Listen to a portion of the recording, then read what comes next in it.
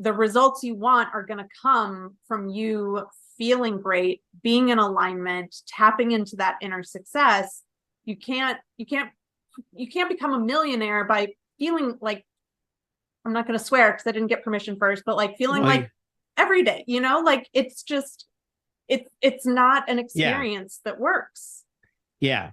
And what I think you wanted to say was feeling like shit, which you can say. I'll put the little E in there. I have permission now. Some people hope that I will put the E on the end. I used to have the explicit on all my podcasts, on all my episodes. Martians landed. Yes. Wearing Prada suits. Yes. Drinking Henry Seltzer. Yes. Chewing juicy fruit. Yes, and? Your branding here. Yes, brand. Your message here. Yes, and? A verse about. Yes. Your product here. Yes. I'm Hirsch Redmond. Yes, and? I'm a message therapist. Yes. And I have a podcast. Yes, brand. That's right, that's it. Yes. We'll help you fix the world. Yes. Or your bottom line. All right. Your bottom line. Get it. I get it. Welcome to the Yes Brand Podcast.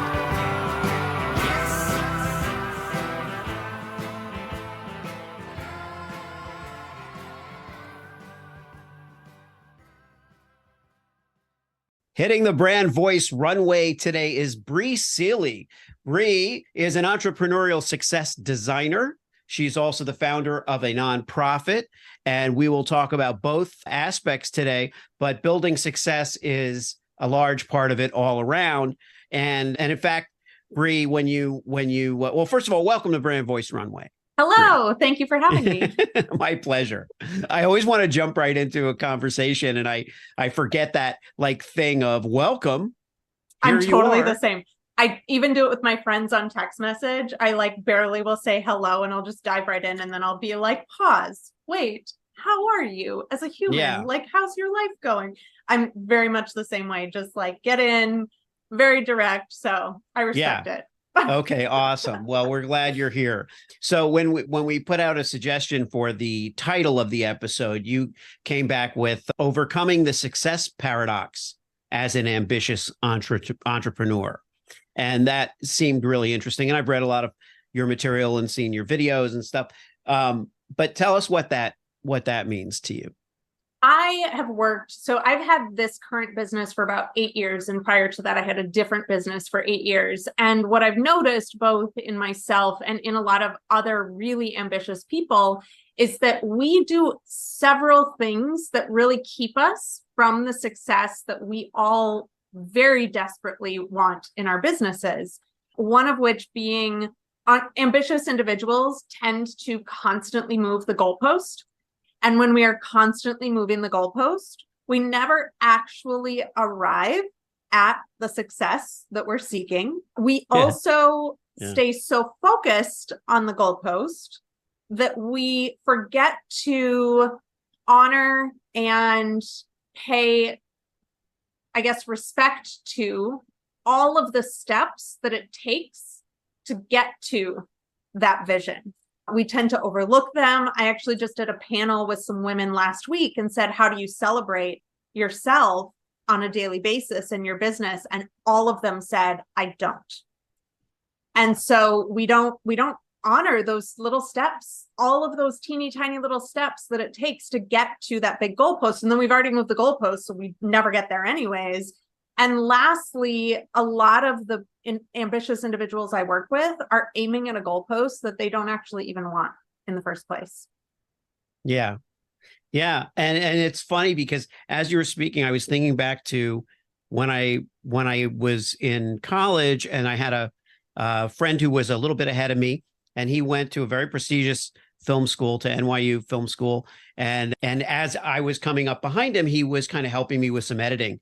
And I remember him saying to me, Heshy, which is what he called me. He said, you always got to give yourself a reward. You got to give yourself a reward every day after everything you finish. Because we had finished this little thing, and it was, not a big project. And he was just doing me a favor. And he's like, I don't care if it's a candy bar, glass of wine, whatever it is, reward yourself. And I forgot that. It's like we do. We forget the reward, and we just feel, if anything, some of us, like we're behind all the time, because even if we finish the thing, that's not the thing. Yep. That's just the step, you Yep. know? So how do you counter that? Honestly, a lot of it is mindfulness and awareness and really shifting our perspectives. One of the practices that I have in my life is I use the 5-minute journal, which I love. I think I've used it on and off since 2015. And it has a section in the morning where you 3 things you're grateful for, you kind of, what would make today a great day, and then your mantra or intention or whatever. And then the most important part is actually at the end of the day. And you get to put in there, what went well today? What are 3 things that went well today? And what did you learn today? And it's in that reflection piece that we do get to celebrate. Like, I'm really proud of how I showed up for this difficult conversation that I had to have today. I'm really proud of the fact that I put myself out there in a big way and pitched myself for this thing today. I'm, like, all of those things that as ambitious individuals, we just do, but we really truly need to be proud of ourselves for the steps that we take, because not every human is out there taking ambitious steps every day. And the fact that we are, and that we have the courage to continue doing it, especially when the results haven't shown up yet, is something that we really need to honor and pay tribute to within ourselves. And so a lot of it is developing up practices, habits, and rituals, and then truly letting ourselves slow down a little bit, because I think ambition can definitely be a double-edged sword. Like you were mentioning, we tend to be the kind of people where we just put our head down and we just go, and we just keep going, and we keep going, and we keep going, and we keep going until the moment when we realize that we're running on empty, and then it's almost too late, So a lot of the work I do with entrepreneurs, it's twofold, right? Because you have to have that inner world unlock. You have to feel good within yourself. You have to be successful inside before you can create it on the outside. And then we get to do the really fun, cool strategy stuff and put together, like, okay, what's the pathway to actually get you towards that goal now? But if you feel terrible during the entire time that you're going for a goal, why are you going for that goal in the first place? Like, we didn't become entrepreneurs to treat ourselves the way that our bosses used to treat us. Right? So it first needs to start with feeling good on the inside, getting ourselves into an inner state of success. And then we take action. Then we develop strategies. Then we move forward in alignment, rather than basing our strategy on what someone says we should be doing, or a goal that potentially we don't even want. I think that inner state of success that you mentioned is really pivotal, because, so often we're not judging it based on even how things are going. Like, you could be going completely in the right direction and you don't stop to have that inner state of success, again, because the results haven't poured in yet. And I've even found myself asking myself sometimes, when are the results supposed to pour in? Like, I don't even know what, like, as though there's some official thing, the cause and effect rule doesn't have a timeline that we can count on to satisfy us. And often it's external stuff that's not related. So in other words, like the student loan payments are coming back, that hasn't been factored into, particular plans that I have in terms of growing my business. I didn't plan for I wasn't putting those 2 things together on a timeline, but there they are, there you are. Well, and as you're sitting around, not that we're waiting, quote unquote, but as we're sitting around waiting for the results to show up, like, wouldn't you rather feel amazing on a daily basis too? Like, wouldn't you rather be focused on what's working and the momentum you are building and the great relationships you have and the amazing conversations you're engaged in, rather than spending all day feeling like you're not there yet? Yeah. Like, I don't know about you, believe me, I do the "are we there yet" thing just as much as everyone else. And it's always an indication for me to sit down on my meditation mat and, either meditate or just do some deep breathing or listen to some sort of audio or like get myself back into a state where I'm feeling good. Because I know from experience also that if you're feeling bad every day, it's very difficult to create the results you want. The results you want are going to come from you feeling great, being in alignment, tapping into that inner success.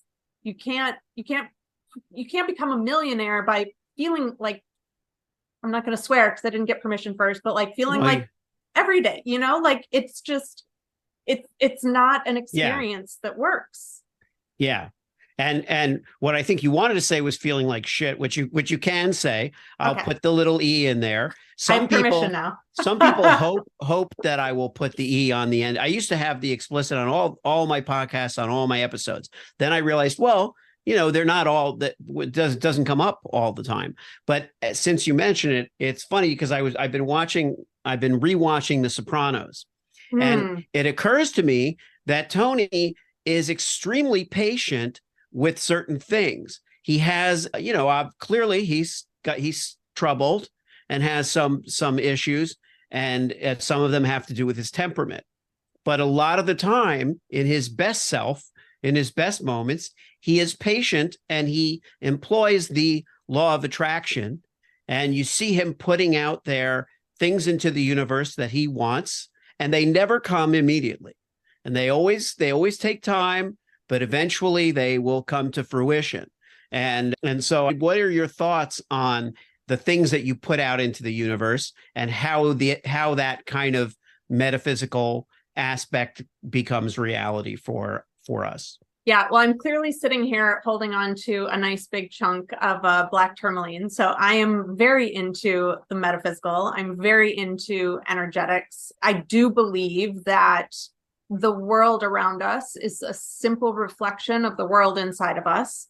And so anytime I'm either in a world that doesn't feel aligned for me, that's an invitation for me to go inward and start reevaluating. Or if I find myself in like mental loops of things that just don't feel good, if they feel gross in my body, if I'm feeling anxiety, if I'm feeling depression, if I'm feeling any of those things, that is also an indication for me to pause. And again, sit on the meditation cushion on the floor with my journal, with my earbuds, like working through how is my inner state contributing to the things that I'm creating outside of me. And so I will tell you, we're recording this in September. I just launched one of the biggest things I've ever done in my life.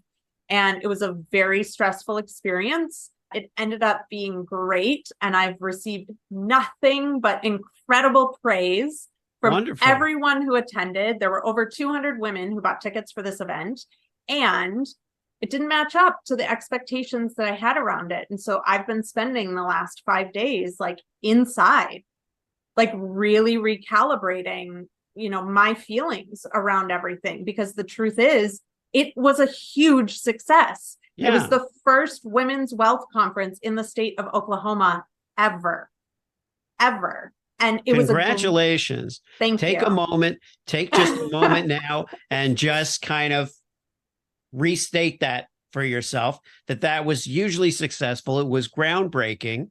And as someone who has a background in PR, I can tell you, and the whole thing that I advocate now is selling the truth, because we too often let the really great stuff go unheralded while we're sitting around, resorting on some occasions to bullshit about, how we present ourselves. And I realize a lot of people that we consider to be bullshit artists are really just insecure and have actually way more to boast about and share and be happy about, but they're hiding from that, from the reality, because there's other painful realities, because the world can suck at times, because things can be hard. But congratulations on that event. Thank you. Very excited. We've already started selling tickets for 2024. Like, in all intents and purposes, it was a success.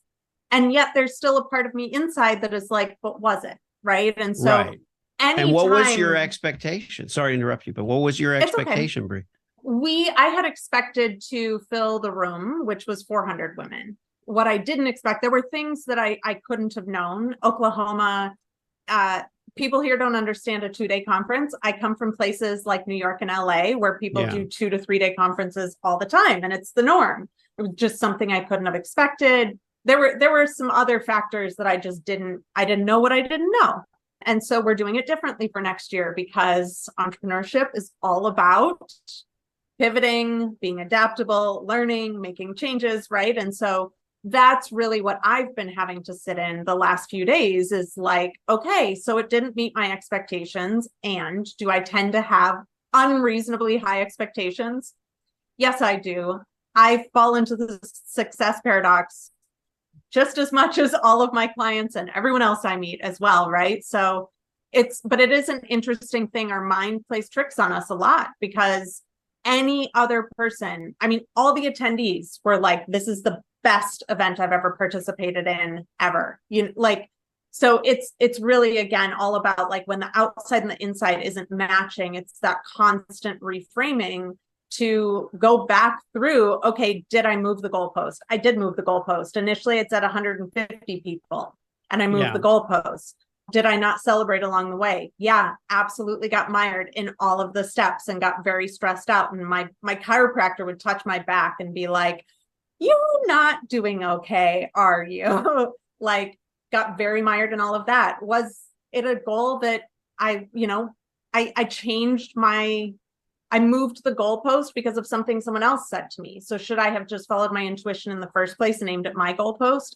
Probably should have done that. And here we are, we're launching 2024, and it's going to be great next year, even better probably than this year.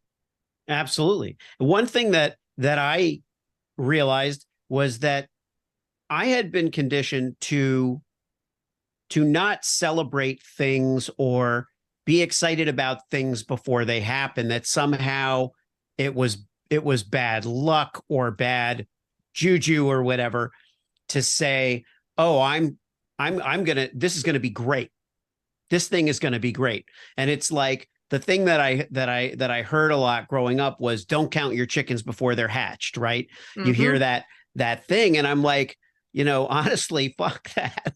I'm kind of over that. Because, like, for example, I'm celebrating, I'm writing a book, and inside I'm celebrating the fact that book is going to be an enormous success. Now, that's not hubris or even like, or even some kind of, wish or whatever. It just feels inside like I'm so determined for this book to be helpful and useful to people.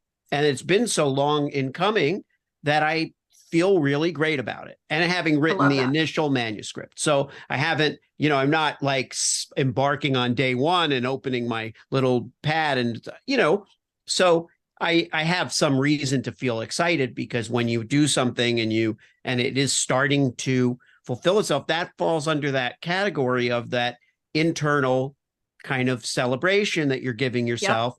Because even though the book is not here existing physically yet, I just know. I just have a knowing about it, that it was something that was meant to happen long before I ever finally got around to writing it.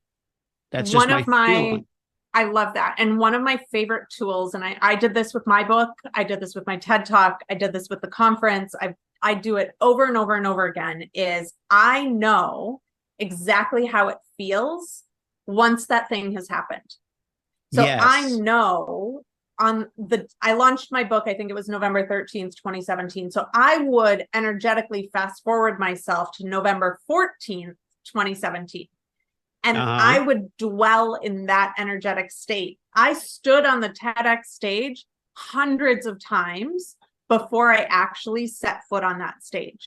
And so that's something that I love to do, because it helps me cement that reality in my being, so that when I get there, it's already happened and I don't have to worry about it. I don't have to worry about the book being a success. I don't have to worry about giving a great TED Talk, because it's already happened.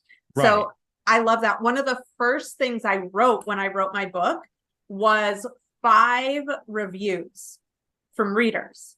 I hadn't even written a single word of my book yet, but I wrote 5 reviews from readers who had read the book. The book wasn't written yet. So what I would do is I would read those reviews every single day before I sat down to write, because then I was operating on the inside as if I was already a best-selling author.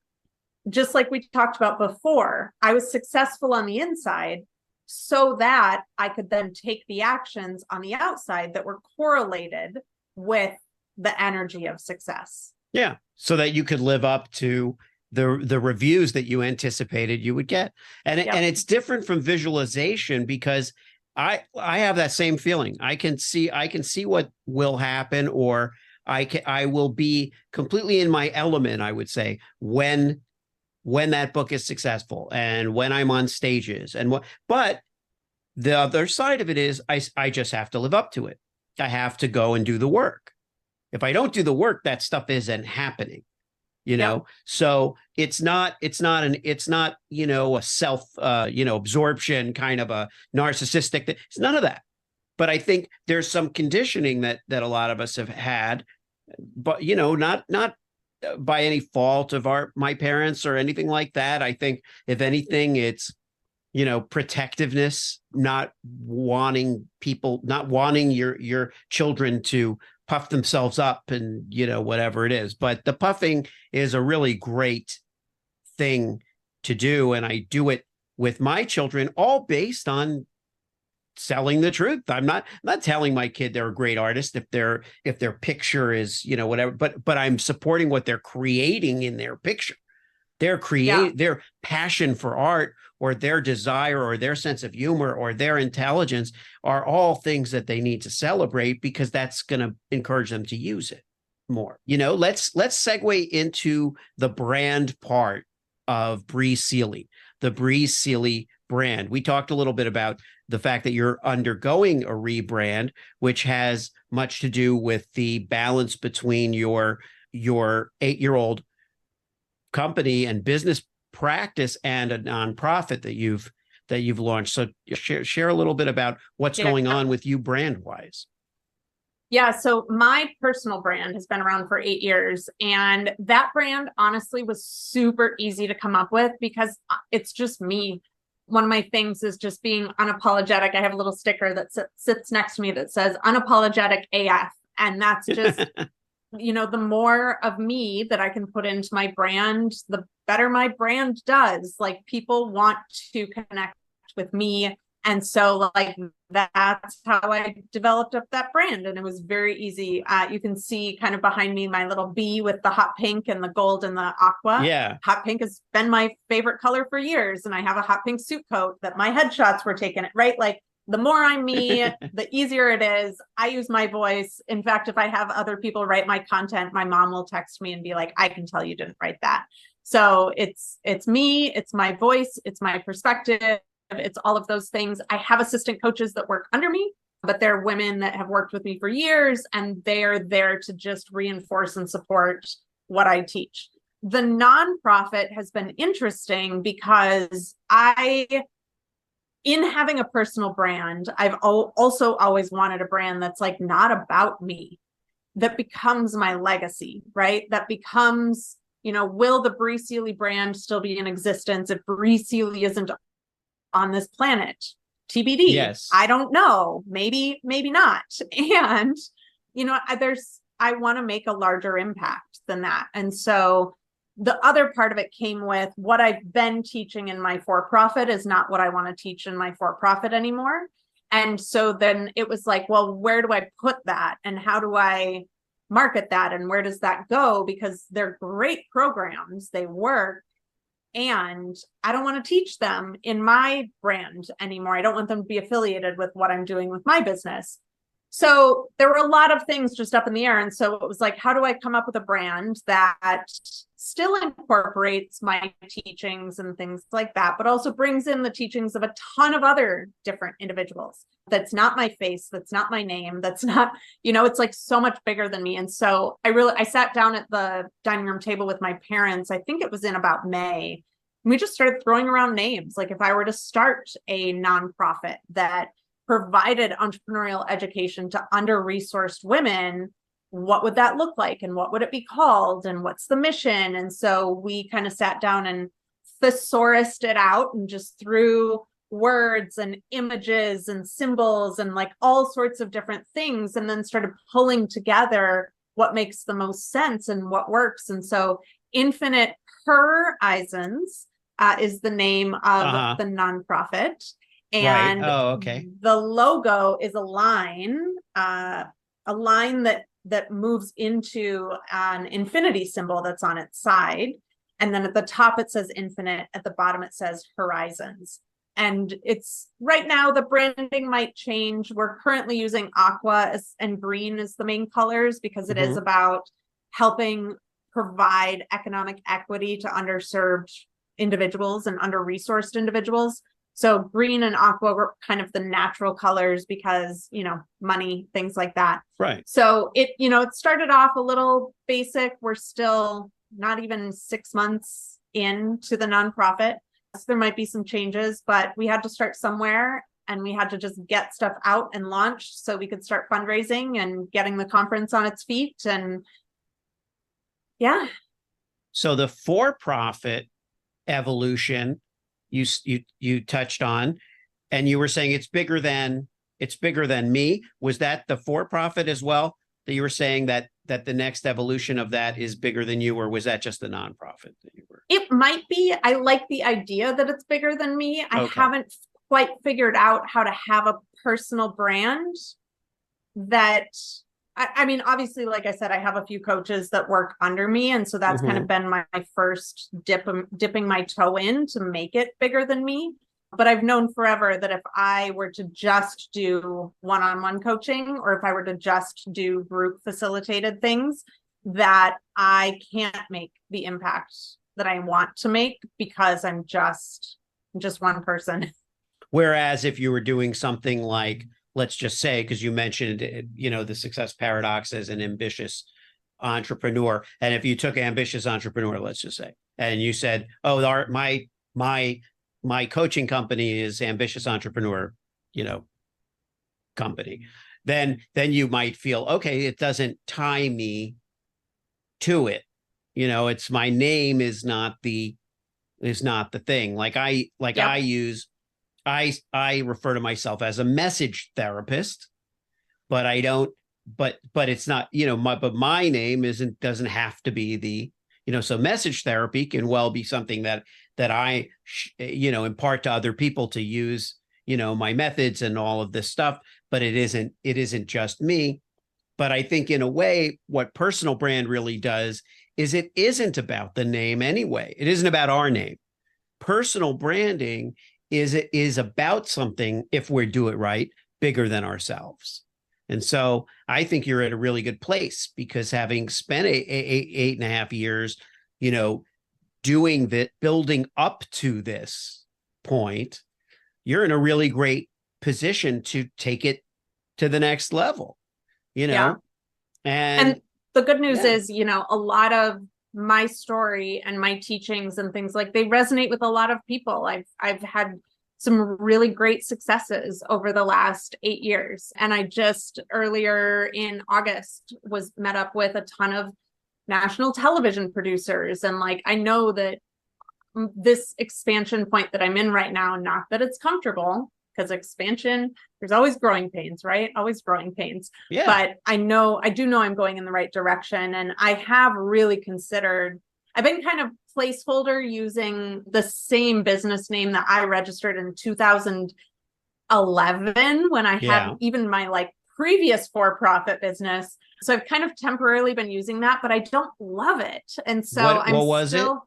It's Seeley Enterprises Incorporated. It's just my last name. Oh yeah, I saw that on the site. Yeah. Yeah, I've used that. So when I first filed my first LLC, when I had my own fashion label, that's what I used, because I was like, well, it's generic enough that if I ever do anything else, it can all be looped into the same business. And I do feel like I've outgrown it a little bit as I've expanded expanded in my successes and my visions and stepping even further into my future self. So I've been playing around with some other new names, and again, like brain dumping and getting out the thesaurus and, you know, Right. all the things. So it's, you know, TBD, it's coming, but the brand colors will remain the same. I'm going to remain the same. Well, what's Yeah. what's the core value that is in play for this next Freedom. iteration? Freedom. Yeah. Freedom. That's my top core value. And honestly, pretty much every client that comes to me, it's at least in their top 3, if not their top 1. And talk about that for a minute, why that is. So for me, a lot of it is I need to have the freedom to have my own schedule to do. So like my next call after this is a personal call. Tomorrow I have to take my car to the shop. Like I need to have the freedom to move at my own pace and do what I need to do. This morning, I took the whole morning on the meditation pillow. My clients especially want financial freedom. A lot of them have been in jobs that they hated, and entrepreneurship is, you know, the key to the golden handcuffs for them. So, you know, everyone's definition of freedom looks a little different, but there is that underlying current of they don't want to be limited in terms of how much money they can make. They don't want to be told what they do and don't have to do. They don't want to have to compromise themselves, their values, their unapologetic AF nature. You know, that's the through line with that and the ambition. Like those two things have been the through line since I started this business 8 years ago. Yeah.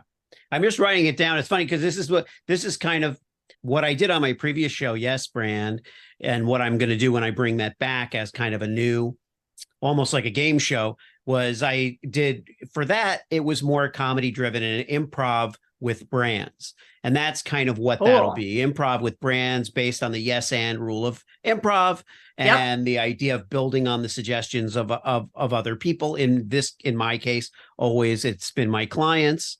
That's so cool, by the way. That's so unique. Thanks. I've never heard anything like that before. Love it. Thank you. Well, I'm excited to bring that back. But in the interim with Brand Voice Runway, I kind of niche down to the actual story of success, you know, the actual success story, the challenges, the hurdles, the pain, all of that. And then the vision and the brand and how the voice of that person that I'm talking to has influenced what their mission is. And in your case, you know, you're reached a point where that voice has now kind of resonated, and it certainly has resonated within you and externally for the clients that you work with, but you're just feeling like it's got to have a bigger call now than just Bri Seeley, you know, Enterprises Incorporated, which, you know, the Seeley Enterprises thing. But I'm taking notes, and, you know, we could talk after. Sometimes I throw stuff out on the air, but that's what I do basically with these workshops that I do and intensives that I do. This message therapy thing is cool, which I love. And again, going back to The Sopranos, my favorite scenes on The Sopranos are the ones with his therapist, with Lorraine Bracco, you know, because they are actually the most powerful, because all the other stuff that happens is like life, fighting with his wife, fighting with people, killing people, you know, get under threat of killing being people, murdered. just life. Yeah, killing, you know, just the normal, what happens in New Jersey, things that happen in New Jersey and in Lower Manhattan. It's food, first and foremost. It's food, drink, cigars, and killing people, and that's what happens. And sometimes you start with killing, and then you have this. So funny. Anyway, it's funny you mention it too. I've been thinking, because we've been looking for. We just finished, I think, Righteous Gemstones on HBO, and looking for like what, you know, the next.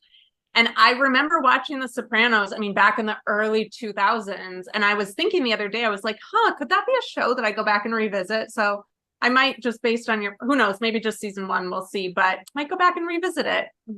Well, what happened was my son, who's a writer, who's 31, had never really seen it. He'd seen clips and but he'd never really seen it. So he started watching it. And then when I was visiting him in July, and one Saturday night we watched like 5-6 episodes, and I was like, oh man, I should just pick it up at home and just kind of revisit it. And I had the same thought. I don't know how much I'll watch, and my wife started watching the occasional one. And what happened was, when Succession ended, we felt like, a chapter had closed, and now there's a big gaping hole for quality television, which we filled with The Bear for a while, which is a great show, which is a fantastic show. Yeah. So that's a good one. I would watch The Bear before going back and rewatching anything. But what the Sopranos did was, like, we're watching Succession, and then almost right after it ended, I started rewatching some of it just because I loved it. It's a phenomenal show. The performances are extraordinary, and the writing and directing is fantastic. But what I realized was, as I was rewatching it, is, oh my God, these people are so noxious. They're so just crappy people. And then I was like, and there are no heroes. There's no heroes in that show. There's no heroes in either show, really. And so when I went back to Sopranos, I actually did take a break from the reprehensible people on Succession. And then I was like, oh, the people on Sopranos are pretty awful. Like, even the people that I didn't remember as being horrible are horrible.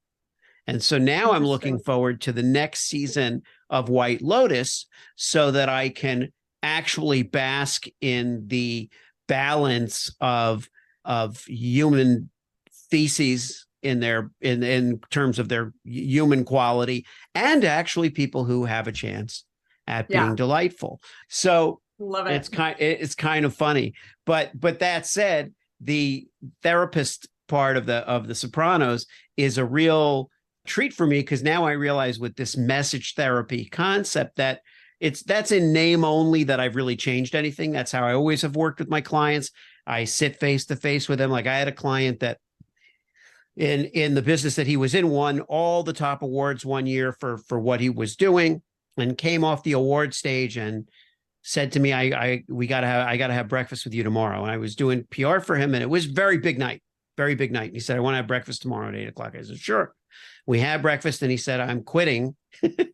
He said, I'm leaving the company that I'm at, because I just feel empty. I don't feel it's for me. I should feel great, and I feel crappy, and I'm just not excited by it. And I just want to talk to you about it, because that was a very message therapist moment for me. Yeah. Well, and that's so much of what we've talked about the success paradox too. Like, how many people out there are feeling that way and not giving themselves permission to just say yes to what they actually want. Like, I firmly believe that we didn't all come to this planet to just suffer and just get by and just, like, I mean, maybe we did, but I have a really hard time believing that. And so, like, tying it back to what we were talking about at the beginning, why wouldn't we make decisions to be our best selves every day? Why wouldn't we put ourselves in situations and businesses and design a life and business that makes us feel great every day, where we get to sit down at the end of the day and say, here are the three things that went great today. And I'm so proud of myself for showing up today. Like, that's not to say there's not still going to be hard things. That's not to say we're not still going to face resistance within ourselves, but like, we need to reevaluate how we perceive success and how we experience success. And I mean, honestly, that's part of this rebrand as well. Is I was calling myself the entrepreneur coach for years. In fact, I was the top ranked entrepreneur coach on Google for many years. And I stopped calling myself that, because people were just coming to me saying, I just need to make more money in my business, just fix it.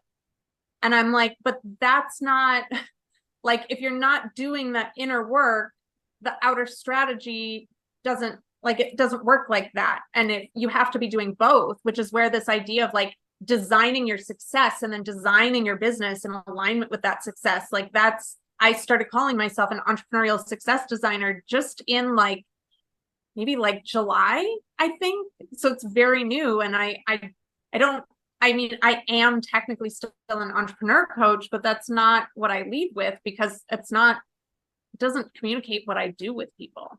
Right. And where you're at in a certain point in your life is what your title or your company, the whole title thing is another funny thing. I went through a phase where we come up with all these titles for ourselves that aren't Googleable. They don't really mean anything, but they mean something to us. So in a way, maybe that becomes, the name of a company or what you call yourself, your personal brand for whatever the time that is. But I become increasingly frustrated with titles, because titles are simply limits, So and I went through this when I worked with people in production and post-production, and you have producer, executive producer, assistant producer, associate producer, co-producer, producer, director, filmmaker. I like filmmaker rather than director, because director sounds like a hat, or a job, and filmmaker has to do with a vision. And, sometimes, but all that stuff is like, well, you know what? Steven Spielberg's a filmmaker. So is the guy who made Sharknado, is also a filmmaker. I don't know his name, but it's like, that doesn't the title doesn't mean anything. It's what it means for what you've created. I was thinking of a couple of things as I was listening to you. And of course, these are, like there's no risk. There's no, like the same thing with the Yes Brand game. The beauty of that game concept is that there's no wrong or bad idea. Yep. And that's why I want it to be a game show, because I can just see bells and things where people come up with names for their new business. And it's like they hit the bell and they say the name. And then if it's not on the board, or it doesn't light up the board, which would be the client or whatever, you would throw it away or dump slime on them or something. But it's not a serious thing. But that's one awesome. thing, okay. So naturally the unapologetic thing is a cool concept, but unapologetic isn't a good word for a company. Very long word. Very long word. And then you had Seeley Enterprises Incorporated, but I like the idea of freedom. Freedom is the core value. So one I came up with was apology-free enterprise or enterprises. And then another one that I like for reasons I can't explain is C-free enterprises. Because C is still part of Seeley, but it's SEE. It's, it's the ability to visualize something. So C-free enterprise also kind of, or enterprises also kind of feels nice. But those were two that just popped into my head while we were talking. I haven't done that in a long time on I haven't done it on Brand Voice Runway, I don't think yet. But nice. it is it's a fun process, because for every shitty idea, or even a good idea that isn't quite the idea that you throw out, you are one step closer to the idea that you are gonna land on, that you're gonna love. Well, and that one idea could spawn 10 more ideas, yes. Right? And one of those 10 ideas could spawn 10 more, and it's just like getting you to the inevitable yes. So, yes. Love it. Thanks. I wrote them down. And you know what I wrote down? The inevitable yes, which is something I like. And I don't know if that's a thing. Is that a thing? Is that something you had heard somewhere? I was actually just meditating yesterday. In fact, I was interviewed on a radio show this morning, and she's like, I saw this quote on your Facebook. And I was like, that's funny. I literally just put it up there yesterday. I was meditating earlier this week, and this very clear message said, have the audacity to believe in the inevitability of your success. Oh, okay. All right. Well, I don't know. You put are it as looking my at the cover word image. yes right behind me. I know, right? On my Yes Brand logo. But the inevitable yes is nice. I like that. I certainly would credit you if I were to quote it or use it, unless we find out that there's already a book called The Inevitable Yes, which you could Google. Let's Google it. There is not. Probably not. There is not. By the way, I will Should I take get this... the URL? Yeah. Should I buy the domain? I've had that. I did have that happen with William Harris, who's the founder and CEO of Element Rapid Growth Agency. And I had said to him, you should have, he goes, well, we named it Element, ELUMYNT, because of the funky spelling, but also 6 letters is good for a URL. We knew no one else would have it. And I said, oh, you should have just called it Sixlet, SIXLET, because that's 6 letters and it's just catchy. And he goes, oh, and we're both going like this. I'm like, did you get it? Did you get it? And he's like, yeah, I got it. One of us got it. I don't know who got it, but it was too late. He's already branded awesome. Element, and it's a very successful agency, and he doesn't need to change it. But it was a funny conversation. But is the Inevitable Yes available? I didn't search the domain, but I'll search the domain. Well, while we're engaging in all of that fun, I will take a moment to credit John Follis. John Follis is a very successful creative director and agency owner who came up with not message therapy, but marketing therapy, which he teaches. And marketing and messaging are two very different things. But when I had him on my show on Yes Brand, he mentioned marketing therapy. And I said, oh, you're like a marketing therapist. I'm a message therapist. And I asked him if I could use it. And he said, yes. And but I credit him, John Follis, nice. with doing the assist. He did the assist on message therapy. The inevitableyes.com is available. Okay. In fact, pretty much all the inevitable domains. In fact, the inevitableyes.horse is available if we really want it. I didn't even know .horse was a thing. I mean, there's all the normal ones, right? Like .com, .net, .org, .me, yes. .space. And then there's .gripe, .family, .horse. What? Gripe. Oh, that's funny. Inevitableyes.wtf. Yeah. Right. There's so many like domain Inevitable Eyes. Oh, that's funny. It reads as the Inevitable Eyes, but it's Inevitable Yes. Oh, yeah. The Inevitable Yes. The Inevitable Yes. .com. Yes. Okay. I'm going to buy that.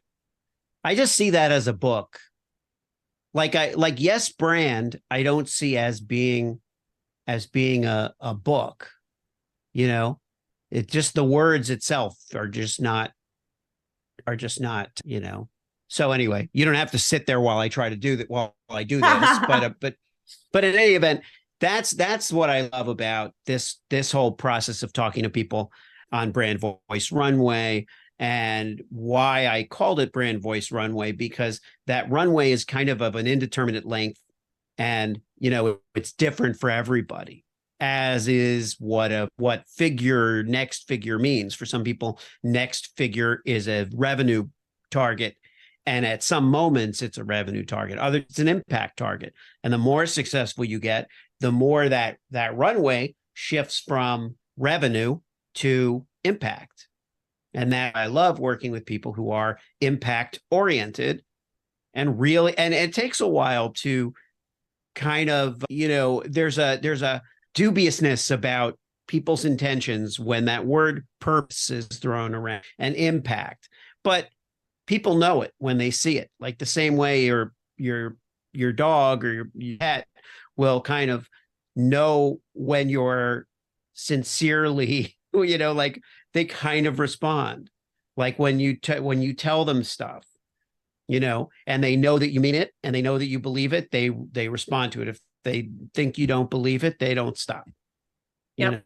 Like I'll tell our dog, okay, Toby, you have to sit down now. I'm not giving you any more food from the table. You sit down. You have your food over there. But I'm gonna give him some food from the table, and he's just gonna look at me like, okay, how long do you want this to go on? My wife will say, Toby, eat your food, and he'll just go and eat his food. And I don't have that authority. I don't have the authority. My parents try to get our husky to sit, and they're always like, okay, sit.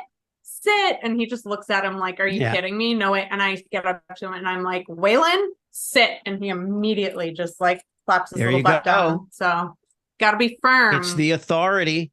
It's the Mhm. authority. You don't even have, if you watch any of those shows, those pet trainer yeah. shows, the ones, then you don't, they don't have to really say anything. Well, anyway, I am respectful of your time, but Bri, I warned you before the show. Sometimes we go over a little bit because we're having a conversation, but I do like to give my guests the last word. And so as we kind of wrap up this really fun conversation, which covered a lot of little different points and a lot of fun and a lot of very important ways of marking success and achieving success, leave us with one thought, if you would, about something you want to accomplish and undertake and succeed at in the next 12 months. So in the next 12 months with the nonprofit, what we're looking at doing is fundraising to be able to give 50 scholarships to run under-resourced women through my 6-month business startup program.